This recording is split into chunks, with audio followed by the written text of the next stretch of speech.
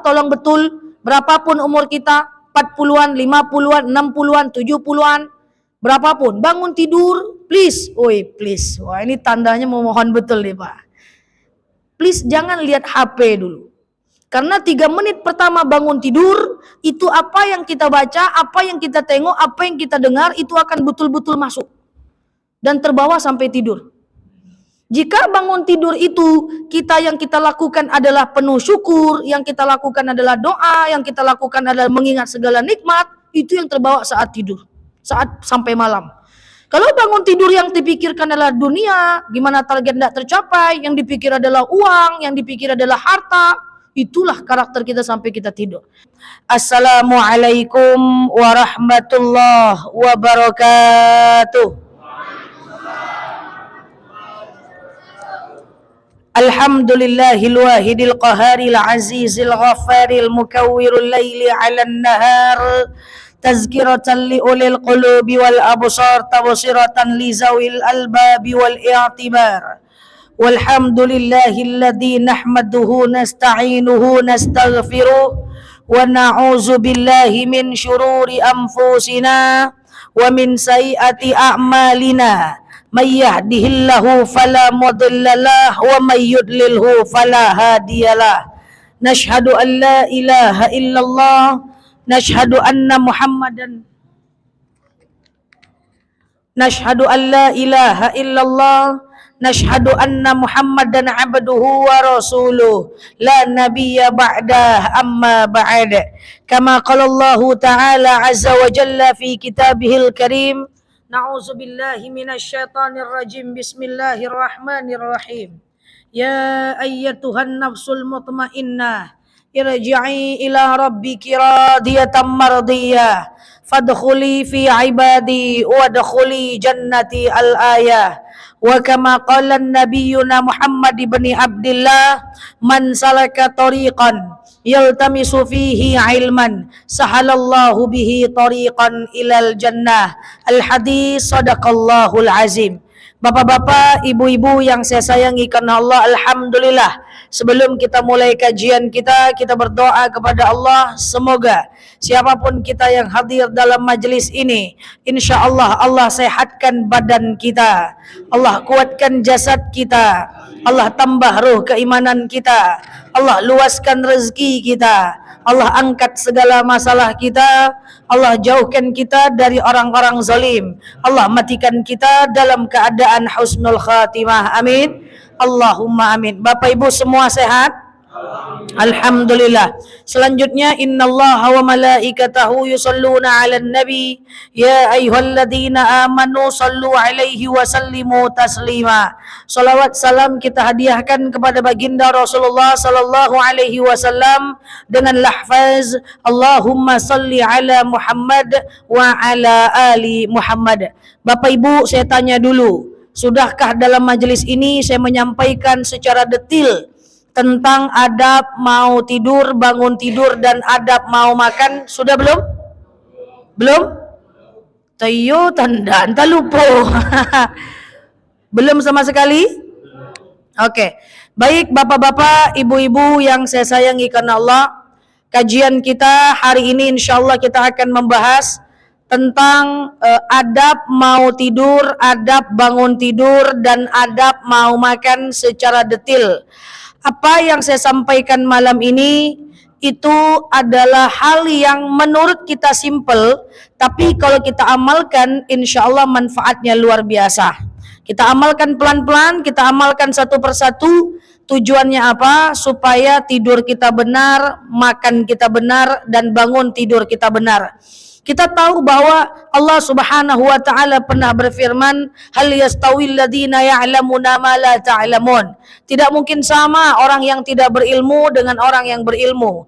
Cara tidurnya pasti berbeda, cara makannya pasti berbeda, cara menyikapi masalah juga pasti berbeda, cara marahnya juga berbeda, pandangan hidupnya juga berbeda. Maka itu udah pasti berbeda, tidak mungkin sama. Hal yastawil ladzi, hal itu adalah kalimat takkid, adalah penekanan bahwa tidak mungkin sama orang yang berilmu dengan orang yang tidak berilmu. Maka paling lama 40 menit ke depan, karena kita azan jam 7:15, Betul ya Pak ya? Paling lama 40-35 menit ke depan kita kasih jeda nanti untuk yang mau ngambil wudhu. Jadi kita nggak mepet azan, kita berhenti tentang adab mau tidur, bangun tidur, dan adab mau makan. Yang pertama, Bapak Ibu, adab mau tidur. Kita kalau mau tidur itu Bapak Ibu, nggak boleh lagi di mana terbaring di situ tertidur, tak boleh.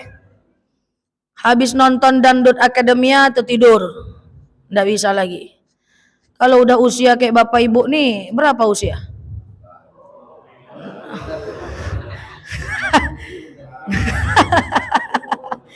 Nggak lama lagi nampak. Kalau kayak kita-kita nih Bapak Ibu, ya, entah siapalah di antara kita duluan, nggak boleh lagi tidur tuh sembarangan, ya. Jadi kalau kita pengen hidupnya enak, yang pertama mau tidur itu disunahkan kita ngambil wudhu dulu Bapak Ibu. Kenapa kita disunahkan ngambil wudhu saat mau tidur? Karena orang yang jaga wudhu, lalu kemudian kalau dia mati dalam keadaan berwudhu, maka matinya mati syahid. Apa itu mati syahid? Tidak merasakan sakitnya mati, tak ada hari perhitungan, langsung masuk surga. Maka saya menganjurkan semua jamaah, kalau tidak mampu jaga wudhu 24 jam, habis wudhu batal ambil lagi, habis wudhu batal ambil lagi, habis wudhu batal ambil lagi, maka minimal selain sholat, jagalah wudhu ketika mau tidur. Karena kalau kita meninggal dalam keadaan berwudhu, mati kita mati syahid, tak rasakan sakit mati, tak ada hari perhitungan, langsung masuk surga. Mau? Jaga wudhu, tapi sholat, nggak bisa wudhu aja sholat subuh, nggak bisa. Nah itu tujuannya kita jaga wudhu. Nah Bapak Ibu yang saya sayangi karena Allah, muncul pertanyaan selanjutnya. Ustazah, kan tidur membatalkan wudhu, betul ya? Tidur itu membatalkan wudhu. Kalau tidur membatalkan wudhu, nanti kami ngambil wudhu, kemudian kami tidur, apakah wudhu kami batal? Atau kami berwudhu, lalu kami kemudian dalam kondisi tidak sadar atau bersentuhan dengan suami, kan wudhu kami batal. Misalnya gini, kita ngambil wudhu, ini suara saya jelas ya ibu-ibu ya. Kita ngambil wudhu, kemudian kita tidur dalam keadaan nyenyak, itu wudhu kita memang batal. Tetapi ketika kita jaga wudhu ketika mau tidur, saat itu memang kita dianggap tetap mati syahid. Karena sunnahnya bukan menjaga wudhunya pada saat tidur, sunnahnya adalah berwudhu ketika mau tidur. Caranya gampang, waktunya sedikit, manfaatnya luar biasa. Nah itu Bapak Ibu. Jadi kalau udah umur-umur kayak kita nih ya, kita lu aja kali, gua enggak ya. Maka jagalah wudhu 24 jam. Biasanya akan muncul pertanyaan, Ustazah, suami istri bersentuhan wudhu batal atau tidak? Nah dalam hal ini ulama berbeda pendapat. Imam Syafi'i mengatakan suami istri mutlak batal ketika setelah bersentuhan wudhu, baik ada syahwat ataupun tidak. Imam Hanafi atau Imam Abu Hanifah mengatakan suami istri mutlak tidak batal, baik ada wudhu, baik muncul syahwat ataupun tidak. Sementara Imam Malik mengatakan batal kalau ada syahwat doang. Kalau tidak ada syahwat maka tidak batal. Maka dalam hal ini ulama berbeda pendapat. Saya ulang lagi, Imam Syafi'i mengatakan bersentuhan dengan suami istri saat berwudhu mutlak batal, baik itu muncul syahwat ataupun tidak. Imam Hanafi mengatakan tidak batal mutlak, baik ada syahwat ataupun tidak. Sementara Imam Malik mengatakan batal kalau muncul syahwat saja. Nah begitu ya, jadi terserah ibu ikut yang mana. Apakah suami istri harus satu? Tidak, selagi suaminya ridho nggak ada masalah.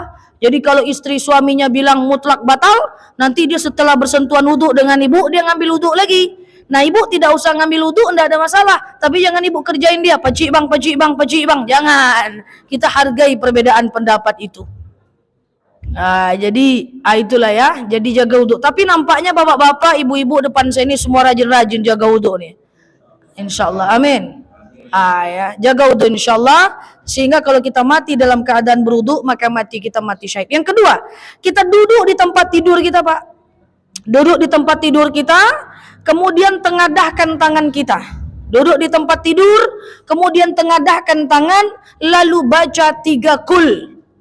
Qul huwallahu ahad, qul a'udzu birabbil falaq, qul a'udzu birabbin, sampai akhir. Jangan pangkal-pangkal aja kul puah, jangan. Sampai akhir. Lalu kemudian hembuskan tangan kita, lalu usapkan ke seluruh tubuh yang tampak. Tujuannya apa? Supaya kita sehat. Ali bin Abi Thalib hamba Allah yang paling muda. Orangnya cerdas, jarang berperang tapi otaknya cerdas. Jarang sakit. Lalu kemudian Rasul bertanya kepada Ali, Ali, apa yang kau buat sehingga engkau kelihatan begitu sehat? Apa kata Ali? Aku selalu membaca 3 kul sebelum tidur dan kuhembuskan tanganku serta kuusapkan ke seluruh tubuhku yang tampak sehingga aku sehat. Wah, muncul lagi pertanyaan, ibu-ibu biasanya harus pakai jilbab enggak Zah? Harus harus nutup aurat? Tidak, disunnahkan tapi tidak diwajibkan. Karena zikir boleh buka aurat, disunnahkan nutup aurat, tapi buka aurat zikirnya nggak apa-apa. Kan ibu kalau bunyi petir, dur, la haula wala quwata illa billah, kan pakai daster kan, tapi nggak bolong kan? Nah, itu kan, haji nggak apa-apa ya kan, pakai daster ibu zikir kaget nggak ada masalah ya. Jadi kemudian ibu ucapkan 3 kul, hembuskan, usapkan ke seluruh tubuh yang tampak supaya ibu sehat. Clear? Paham? Lalu kemudian ambil selimut, ambil kain sarung, kemudian ambil sapu lidi, atau ambil apapun lah ya. Kemudian ibu kibaskan, bapak kibaskan. Kibasnya dari kiri ke kanan kalau bisa. Kibaskan kasurnya dengan mengucapkan a'udzubillahi minasyaitonir rajim. Aku berlindung kepada Allah dari godaan syaitan yang terkutuk. Karena ketika kita bangun dari tempat tidur, itu syaitan dan jin akan tetap di tempat tidur kita. Supaya kita tak tidur sama mereka, kibaskan kasur, ucapkan a'udzubillahi minasyaitonirrajim. Mau nggak yang paling bagus waktu ngibaskan kasur? Nih saya sampaikan, coba kita hafal, nih serius, nih penting banget. Kita pengen nggak terhindar dari orang-orang zalim? Pengen? Terhindar dari jin? Pengen? Santet? Pengen? Terhindar dari santet maksudnya pengen? Terhindar dari hipnotis, terhindar dari jin, dari iblis, dari setan, dari makhluk halus, makhluk gaib, binatang buas, kemudian binatang-binatang berbisa. Kalau bisa diganti, di-upgrade. Jangan sekedar a'udzubillahi minasyaitonirrajim, tapi bacanya a'udzubikalimatillahi tammati min syarri ma khalaq. Aku berlindung kepadamu ya Allah dari kejahatan seluruh makhlukmu. Termasuk sihir, hipnotis, binatang buas, setan, iblis, jin, semua. Orang-orang zalim, orang-orang iri, orang-orang hasud, semuanya bisa. Jadi kibaskan kasurnya mengucapkan itu. A'udzubika limatillahi tammati min syarri ma khalaq. Coba semuanya. A'udzubika. Lagi. Lagi. Lagi. Limatillahi. Lagi.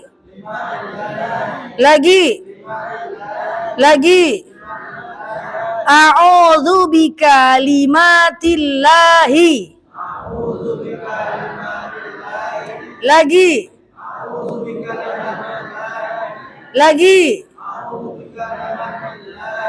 Tammati. 5 harokat. Tammati.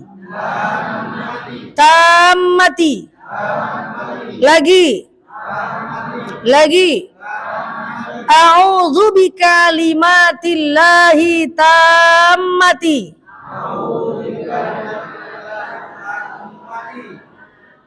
Kapal oleng kapten.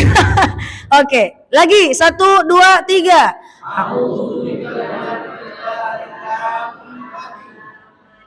Oke, tammati min syarri. Lagi. Ulang lagi. A'udzu bikalimatillahi tammati min syarri.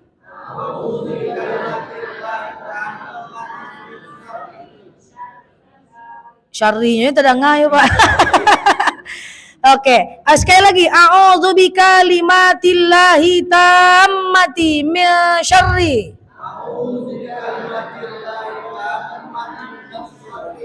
ma khalaqa. Sikit lagi yuk. A'udzu bikalimatillahi tammati min syarri ma khalaqa.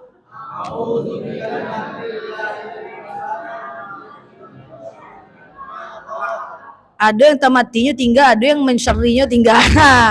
Ya begitulah caranya. Oke, itu doanya dibaca kalau bisa Bapak Ibu 3 kali setiap habis sholat dan sebelum tidur itu dibaca. A'udzu bikalimatillahi tammati min syarri ma khalaq. Kita kalau maaf ya, kalau a'udzu billahi minasyaitonirrajim, kita berlindung kepada Allah dari godaan setan doang, betul? Tapi kalau a'udzu bikalimatillahi tammati min syarri ma khalaq, nanti Pak Ustadz hafal, mungkin bisa dicatatkan nanti buat ibu-ibunya, jemaah kita juga. A'udzu bikalimatillahi tammati min syarri ma khalaq. Ya Allah, aku berlindung kepadamu dari kejahatan semua makhluk, semua sihir, hipnotis, orang hasad, orang deki, tukang fitnah, tukang ghibah, jin, setan, makhluk halus, makhluk kasar, semuanya. Ya, kita terlindung dari mereka. A'udzubika limatillahi tammati min syarri ma khalaqa. Itu dibaca. Kita mau buka jualan kita, ada orang iri, dia kemudian kasih kita ilmu hitam ada, sihir ada, kita harus beriman. Nah, supaya terhindar dari itu, maka kita baca itu, kalau bisa juga kita baca mau tidur, insya Allah. Oke, tadi mau tidur ngapain yang pertama? Wudu, kemudian duduk di tempat tidur, kita baca apa? Duduk di tempat tidur, kita baca tiga kul. Lalu kemudian hembuskan tangannya, lalu usapkan ke seluruh tubuh yang tampak supaya kita sehat. Lalu kemudian ambil selimut, atau kain sarung atau sapu lidi, kibaskan kasurnya dengan mengucapkan a'udzu bikalimatillahi tammati min syarri ma khalaqa. Ya Allah, aku berlindung kepadamu dari kejahatan makhlukmu. Masya Allah. Lalu kemudian silahkan tidur, wahai Bapak Ibu yang beriman. Tidurlah dengan mengucapkan doa mau tidur. Apa doanya? Bismikallahumma wa bismika. Oke, kita tidur menghadap kiblat. Nah, persoalannya enggak itu. Persoalannya adalah tidur menghadap kiblat itu cemana bentuknya? Tidur ngadap kiblat. Apakah kakinya yang ke kiblat? Atau ubun-ubunnya yang ke kiblat, atau apanya sih yang ke kiblat? Nih misalnya Bapak Ibu, ini tempat saya duduk ini adalah mimbar, otomatis di belakang saya ini kiblat ya, arah kiblat. Bapak Ibu ngadap arah kiblat. Kalau Bapak Ibu sholat di depan saya, itu di mana kepalanya? Kalau ada ustadz bilang tidur ngadap kiblat, mana kepalanya Bapak Ibu? Tidur ngadap kiblat itu bukan ubun-ubun yang ke kiblat. Bukan kaki juga ke kiblat, bukan kaki ke kiblat. Tapi tidur ngadap kiblat itu adalah lambung kanan di bawah, kemudian lambung kiri di atas. Tidurlah dengan cara menghadap ke kanan, usahakan kanan itu kiblat. Oh, repot kali saja. Intinya gini, kita diusahakan tidur mengawali tidur dengan miring ngadap ke kanan. Ini tangan kanan saya. Diawali tidur miring ngadap ke kanan dan upayakan kanan itu kiblat. Paham? Tapi awalnya aja ya. Jangan sampai pagi kanan terus setruk pula nanti. Jadi kalau di situ di sini adalah kiblat, berarti mana kepalanya? Sana. Nah, sana kepalanya Pak. Izin ya Pak. Kemudian tidur ngadap kiblat, menghadap ke kiblat. Diawali menghadap ke kiblat.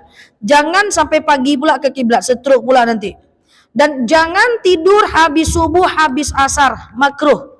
Ya, dan jangan memulai tidur telungkup dan telentang, makruh. Jangan mulai tidur telungkup telentang, itu makruh. Ya, mulai tidur itu usahakan ngadap ke kanan dan upayakan kanan itu kiblat. Tidurlah, insyaallah. Oke?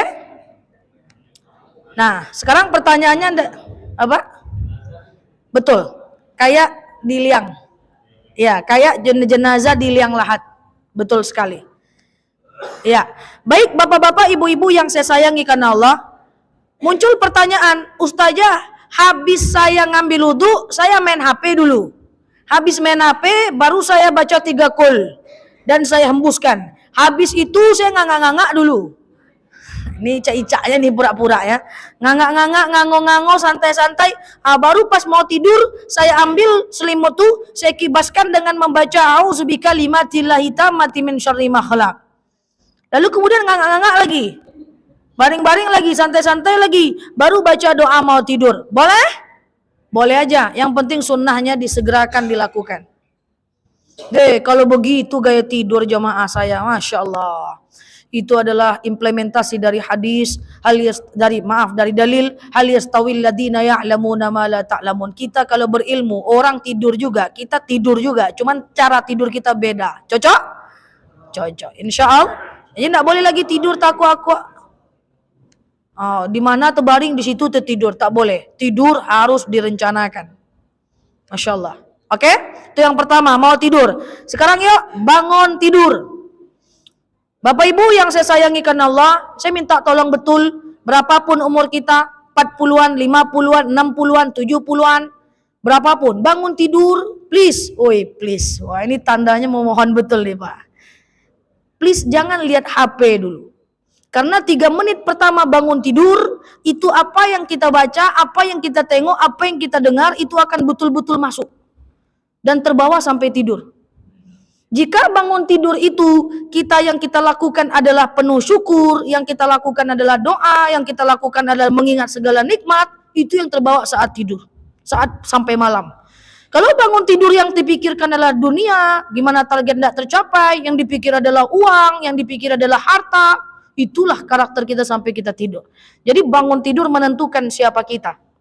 Nah, saya akan sampaikan terkait dengan makanya maaf ya, izin Bapak Ibu, kalau ada masalah suami istri, selesaikan sebelum tidur. Kalau tak selesai sampai terbawa tidur ya, pas besok pagi itu mood tidak bagus, makan tidak bagus lah sampai kita tidur lagi. Ingat, tak bertapaan dengan suami istri, anak, tetangga, tidak boleh lewat Senin Kamis. Selesaikan sebelum tidur. Tidak boleh lebih dari 3 hari kita punya masalah sama orang dan bermusuhan. 3 hari itu kenapa? Karena tidak boleh melewati hari Senin dan Kamis. Kenapa? Karena Rasulullah pernah ditanya oleh sahabat, "Ya Rasul, kenapa engkau rajin puasa Senin Kamis? Aku tahu di hari Senin Kamis Allah akan bawa catatan amal kebaikanku ke langit, dan aku pengen saat amal catatanku dibawa, aku sedang berpuasa. Siapakah amal yang tak dibawa catatan kebaikannya ya Rasulullah? Yaitu orang yang tak bersapa melebihi Senin dan Kamis." Jadi kalau ibu bertengkar dengan suami, Jumat, Sabtu, Minggu, Senin baik dulu Bu, Selasa lanjut lagi Bu. Saya baik lagi kan? Tidak bisa. Selesaikan masalah sebelum tidur, sebelum mata menutup, jangan selesai bawa sampai pagi, itu bahaya. Yuk balik kepada kaji kita. Bangun tidur kita harus ngapain? Pertama kita duduk dulu sebentar. Duduk kejap. Setelah duduk, ingat-ingat tadi malam mimpi enggak? Itu dulu. Jangan teringat masa lalu dulu. Mimpi enggak? Itu paling penting sunnahnya. Ini terdapat dalam kitab At-Ta'limul Muta'lim karangan Imam Zarnuji. Setelah kita ingat, ternyata mimpi nih Pak, pura-puranya Pak. Ingat-ingat mimpinya baik atau buruk. Harus bisa bedakan mimpi baik, mimpi buruk. Harus bisa bedakan. Untuk menentukan mimpi baik buruk, jangan tengok dari maknanya. Tidak boleh memaknai mimpi. Itu syirik kecil.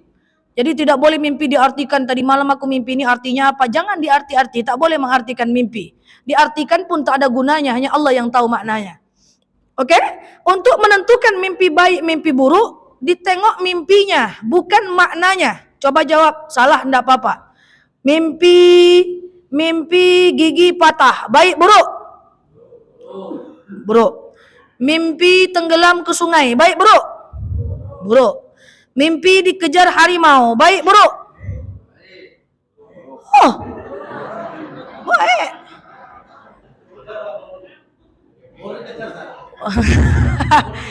Mimpi dikejar ular. Baik buruk? Kenapa Bapak bilang baik Pak? Curiga saya. Biasanya orang bilang dikejar ular baik. Apa katanya? Dapat jodoh satu lagi nih. Jangan dimaknai Besti. Jangan dimaknai. Mimpinya lihat fakta, jangan lihat makna. Mimpi tenggelam ke sungai, tadi baik atau buruk? Ibu-ibu, mimpi tenggelam ke sungai, dibantu sama orang ganteng, baik buruk?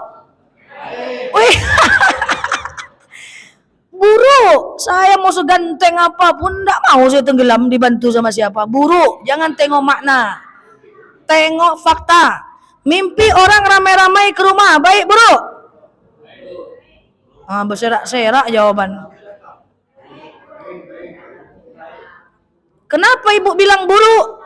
Karena ibu maknai Oh, ada orang meninggal nih mah, betul? Ah, itu yang tak boleh. Jangan maknai mimpi. Ya. Ah. Oh, mimpi ustaz aja kata bapaknya mesti bahaya bapak. Bahaya. Kita akhiri pertemuan kita. Wallahu a'lam bishawab.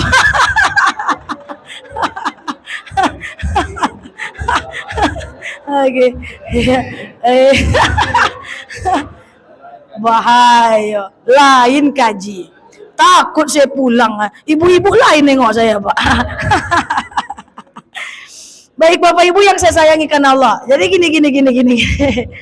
Kalau mimpi masuk sumur, baik bro. Kalau mimpinya mimpi buruk, maka gini caranya. Ucapkan yang tadi atau a'udzubillahi minasyaitonirrajim atau a'udzu bikalimatillahi tammati min syarri ma khalaq. Supaya kita terlindung dari godaan setan. Karena bisa jadi sebagian besar mimpi buruk itu datang dari setan. Kemudian menghadap ke kiri, meludah 3 kali. Tapi instruksi aja, cuman isyarat aja. Puah gitu. Jangan betul-betul. Terjago lu orang salah kok. Ngapo kok. Susanela yang suruh tuh ya, makin kacau. Ustazah bilang katanya. Jadi menghadap ke kiri, meludah 3 kali supaya mimpinya nggak jadi kenyataan. Oke? Lalu kemudian bangun dengan membaca doa bangun tidur. Apa doa bangun tidur?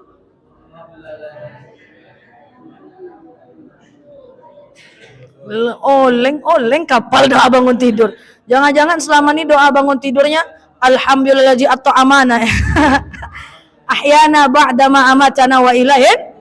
Dan maaf, jangan pernah ceritakan mimpi buruk kepada orang lain. Tak boleh. Mimpi buruk tak boleh cerita. Itu sunnah. Mimpi buruk tak boleh cerita.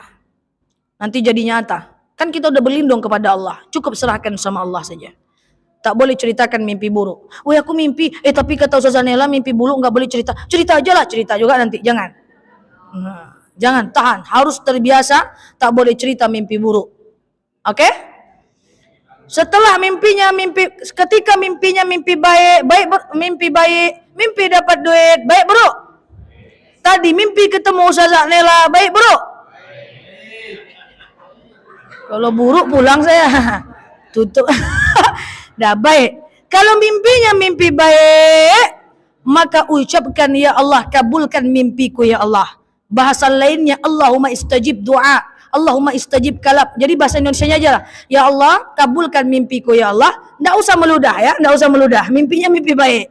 Kemudian bangun, baca doa bangun tidur, lalu cepat ceritakan mimpi itu kepada orang lain. Mimpi baik cepat cerita, mimpi buruk jangan cerita. Nah itu sunnah. Kalau nggak mimpi gimana? Kalau nggak mimpi nggak usah meludah, bangun aja lah. Kalau mimpi tapi tak teringat gimana? Bangun seperti biasa. Ini ceritanya kalau mimpi. Duduk, mimpi enggak? Kalau mimpinya buruk, baca a'udzubikalimatillahi tammati min syarri ma khalaq atau a'udzubillahi minasyaitonirrajim, menghadap ke kiri, meludah 3 kali cuman isyarat doang. Lalu kemudian bangun, jangan cerita mimpi buruk kepada orang lain. Kalau mimpinya mimpi baik, bangun, cepat ceritakan. Cari telinga untuk bisa mendengarkan mimpi kita. Ya, tapi jangan dimaknai mimpi. Oh saya selalu mimpi orang tua meninggal, gimana Zah? Saya selalu mimpi nikah, gimana Zah? Saya selalu mimpi hamil, gimana Zah? Nggak usah dimaknai. Cukup caranya kayak tadi aja, dimaknai tak boleh. Oke? Nah insya Allah nanti bangun tidur sudah teringat mimpinya. Insya Allah nanti malam tidurnya sudah bagus, bangun tidurnya bagus. Terakhir sebagai penutup, saya akan coba cukupkan waktu dengan adab mau makan. Bapak Ibu yang saya sayangi karena Allah, kalau mau tidurnya sudah bagus, bangun tidurnya bagus, yuk kita kontrol makan yang bagus. Yang pertama, sunnah makan tak boleh terlalu lapar. Karena terlalu lapar itu makruh. Karena begini, kenapa kita tak boleh makan terlalu lapar? Karena kalau kita makan terlalu lapar, itu kita akan bernafsu. Ketika kita bernafsu, maka makan kita akan banyak, ambil banyak. Ketika ambil banyak, maka kekenyangan. Kalau kekenyangan, dia jadi makruh lagi. Jadi muter-muter lingkaran setan. Atau ketika kita sangat lapar, maka kita akan ambil banyak. Itu cuma nafsu, bisa jadi tak habis. Ukuran lambung sama, saat lapar ataupun tidak, ukuran lambung sama. Tapi nafsu tinggi saat lapar, sehingga kalau kita makan saat lapar, saat itulah kita akan menjadi orang-orang yang melakukan yang makruh. Makruh pertama, makan berlebihan makruh. Atau kemungkinan buruk yang kedua, makannya tak habis, jadi mubadzir. Dua-duanya buruk. Maka kalau mau belanja ke supermarket, habis makan siang. Coba buktikan yang saya sampaikan, ini fakta. Sunnah mau belanja ke pasar, ila suk, pasar, suk itu bahasa Arabnya adalah pasar. Itu budaya orang-orang Arab dan diajarkan oleh Rasulullah. Mau ke pasar saat kenyang, maka ibu takkan mau beli banyak hal. Tapi kalau pergi ibu ke supermarket saat lapar, satu supermarket tuh pengen ibu beli. Coba praktek. Besok pergi ke pasar, pergi saat lapar. Coba ibu bawa teman, ajak ke supermarket, ajak kemana? Dia akan banyak menolak, sedikit minta. Kalau dia akan banyak menolak, sedikit sekali menyatakan iya kalau dia sangat kenyang, saat lagi kenyang. Nah, salahnya adalah kita ke pasar saat lagi lapar, sehingga kita mau beli semua. Nah, jadi itu sunnah. Sunnah itu efeknya luar biasa. Makan jangan terlalu lapar. Kalau terlalu lapar pengen ngambil banyak. Kalau pengen ngambil banyak kita sangat kenyang. Kalau sangat kenyang itu makruh lagi. Kalau tidak habis dia jadi mubadzir. Mubadzir itu kawan setan. Masa kita cakep-cakep ibu-ibunya, bapak-bapaknya soleh, ibu-ibunya soleh tapi kawan setan? Tak cocok itu. Innal mubadzirina kanu ikhwana syaitan. Tapi seandainya kita makan sebelum lapar, Pak, kita biasa-biasa aja, betul? Karena kita belum terlalu lapar, kita ngambilnya biasa-biasa aja. Ya, kita belum terlalu lapar, maka itu sunnah. Ya, jadi hati-hati Bapak Ibu, semua akan dipertanggungjawabkan. Kemarin saya ceramah tentang mubadzir, semua orang pada kaget. Katanya merasa salah, tapi yang lalu biarlah berlalu. Ambil secukupnya saja, karena tidak boleh melebihkan makanan, itu makruh. Ya, tidak boleh. Jadi kalau pergi pesta, ambil sedikit dulu, jangan diambil toco, diambil soto, sate, apa lagi? Es campur, canai, apalah Pak, mana Pak? Canai, tumpuk semua. Belum dimakan lagi, mau ini enggak, oh, tumpuk semua. Ujung-ujungnya ini bersisa, ini bersisa, ini bersisa. Mubadzir, kawan syaitan. Masuk tas, alhamdulillah masih bisa, masih boleh. Maka kalau makan kemana tempat, Bapak Ibu bawa air mineral, misalnya pakai air mineral, nggak habis, bawa pulang, nggak apa-apa. Itu akhlak, itu orang baik, bukan orang yang perhitungan, tapi dia tahu itu mubadzir. Nah, jadi pergi ke makanya Pak, kalau saya kemana-mana, banyak yang bilang, Ustazah Nela nih makannya dikit. Nggak dikit Pak, dikit sih waktu itu aja Pak. Nanti ada kedua, ketiga, keempat, karena tunggu dulu habis. Kita pastikan habis baru kita makan. Nggak ada salah kita makan satu tempat, kita cicip dulu, ambil dulu pakai sendok, bawa duduk dulu, cicip. Oh rasanya cabenya tak cocok, jangan ambil. Ini enggak basan tuang saya sadonya Pak. Oh ternyata masam rasanya tak temakan. Ah itu. Ustazah itu sepele aja. Enggak ada yang sepele di dunia ini. Semua perbuatan dipertanggungjawabkan. Kata-kata dipertanggungjawabkan. Mana ada? Semua dipertanggungjawabkan. Kullukum ra'in wa kullukum mas'ulun an ra'iyatihi. Saya sering membaca caption, apalah arti sebuah kata? Tak cocok. Kata-kata itu bermakna. Orang murtad karena kata-kata, orang masuk Islam karena kata-kata, orang ijab kabul karena kata-kata, orang cerai, talak karena kata-kata. Mana bisa Bapak cerai cuma anggu-anggu aja? Bapak cuma ngomong, iya, jatuh Pak karena kata-kata. Antarkan aku ke rumah mama aku Waang. Pulanglah sendiri. Talak kata-kata. Jadi kata-kata itu luar biasa, tidak ada yang luput dari pertanggungjawaban, termasuk apa yang kita makan. Kok gitu kali ibu nengok saya? Oke ya, Anda usah ingat-ingat masa lalu tuh, udah lah yang lalu ya berlalu ya. Dah ambil secukupnya saja dulu, ambil secukupnya. Oke, setelah ambil secukupnya, kemudian kalau bisa ucapkan yang tadi lagi. A'udzu bikalimatillahi tammati min syarri ma khalaq. Saya pengen auzubillahi minasyaitonirrajim kalau bisa di-upgrade lah. Dengan a'udzubika dikombinasi ya. A'udzu bikalimatillahi tammati min syarri ma khalaq. Lalu kemudian hindari yang makruh. Hindari yang makruh saat makan. Satu, makruh hukumnya menghembus makanan atau minuman panas menggunakan mulut. Makruh. Jangan hembus. Kacau saja. Atau tunggu dingin. Soal jangan dibuang aja lah. Pokoknya jangan menghembus menggunakan mulut. Makruh. Ta'limul muta'lim. Yang kedua, makruh hukumnya meminum air lebih dari 3 tegukan. Ini udah sering saya cakap. Jadi minum air itu diawali dengan baca bismillah, ditutup dengan hamdalah, maksimal 3 tegukan. Glek-glek-glek, cabut lagi. Glek-glek-glek, cabut lagi. Glek-glek-glek, cabut lagi. Jangan lek yang 4, 5, 6, 7 makruh. Apa itu makruh, Pak? What the meaning makruh? Makruh itu karohayakrahu. Artinya benci. Benci. Jadi kalau kita benci dengan orang, ada orang benci dengan orang, itu biasanya menggunakan kata-kata karohayakrahu. Artinya makruh adalah sesuatu yang dibolehkan, tapi dibenci oleh Allah. Tapi boleh, tapi Allah tak suka. Yang ketiga, makruh hukumnya meminum air kumur-kumur di dalam menelannya. Pernah cek? Pernah tengok macam tu ya? Dia minum, dia kumur-kumur, dia telan. Jadi kalau mau kumur-kumur, buang. Kalau mau telan, telan aja. Jangan minum, kumur-kumur, telan. Makruh. Anggok luar biasa, antayo dirubah bisa atau tidak? Rubah insyaAllah ya. Yang keberapa lagi? Tadi tak boleh hembus. 2, minum lebih dari 3 tegukan. Yang ketiga apa tadi ya? Minum kumur-kumur. Yang keempat adalah makruh hukumnya, Bapak Ibu yang saya sayangi karena Allah, kita makan atau minum makanan yang terlalu panas, itu makruh. Oke?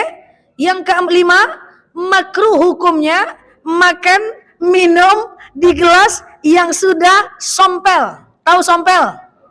Sumbing. Hah?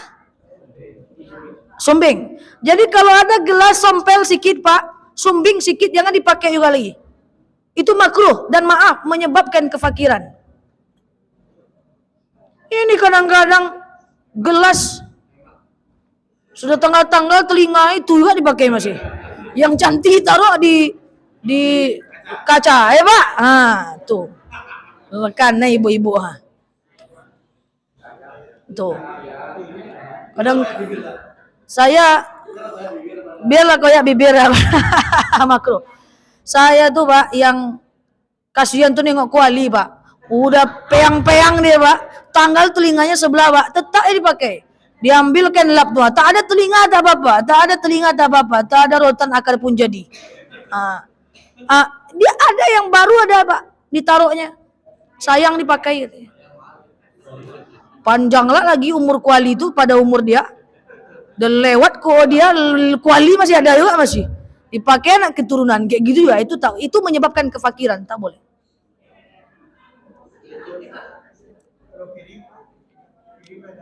Sama Pak, enggak bisa. Piring, mangkok atau alat makan, sompel atau alat masak itu menyebabkan kefakiran dan dia dimakruhkan oleh Allah.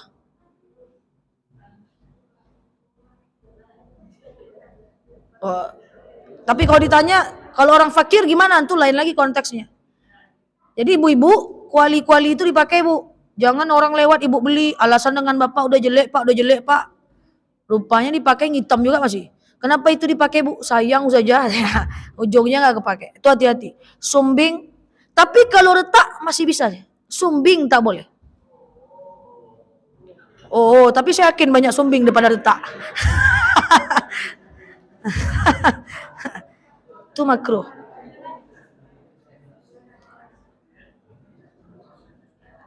Makruh hukumnya makan makanan yang berbau.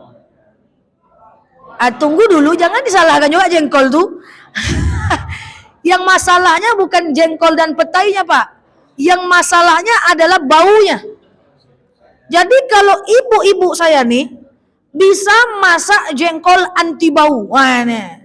Anda ada masalah. Jadi gini Pak, kita makan jengkol dulu Pak. Kita makan jengkol. Kalau terbau sama orang, maka dia makruh. Tapi kalau tak terbau, tak kena makruh Pak. Ustazah, saya makan jengkol. Setelah makan jengkol, saya pakai masker 7 hari 7 malam. Itu tidak jadi makruh dia Pak. Atau setelah makan jengkol, saya tak keluar rumah, tak jadi makruh dia. Atau saya bisa buat jengkol anti bau. Hah? Kamar mandi kalau selagi kita ada masalah, Pak. Nikmatilah sendiri hasil perbuatan dan jerih payah sendiri. Gitu. Ya, jadi itu ya. Nah, yang makruh-makruh itu jangan ya. Termasuk makruh juga hukumnya makan sambil berdiri. Kalau punya cucu, suruh dia makan duduk. Banyak sekarang sambil dia main lari-lari, sambil kita suapkan dia lari-lari. Itu melatih dia untuk makan sambil tegak. Ya udahlah nak, kamu sambil main aja lah nak, sambil main enggak apa-apa. Asal kamu bisa makan, itu jangan. Oke? Udah bunyi, nampaknya sebelum bunyi kedua kali nanti diusir pula saya. Segitu dari saya Bapak Ibu, semoga sedikit ini, sesimpel ini